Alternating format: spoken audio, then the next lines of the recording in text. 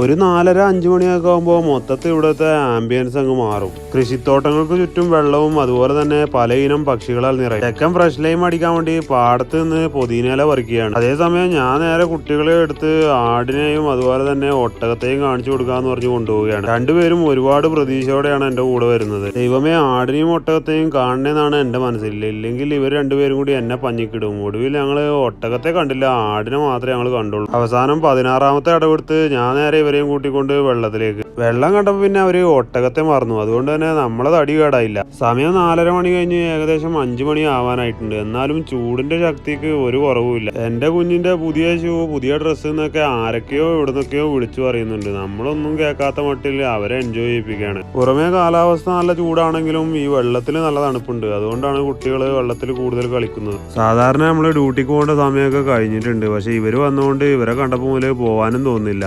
സമയം ഏറെ വൈകിട്ടുണ്ട്. അതുകൊണ്ട് തന്നെ നമ്മൾ പോവുകയാണ്. ഇത്രയും പറഞ്ഞുകൊണ്ട് ഇന്നത്തെ വീഡിയോ അവസാനിപ്പിക്കുന്നു. ആദ്യമായിട്ട് നമ്മളെ വീഡിയോ കാണുന്ന സുഹൃത്തുക്കള് ഫോളോ ചെയ്യാൻ മറക്കല്ലേ.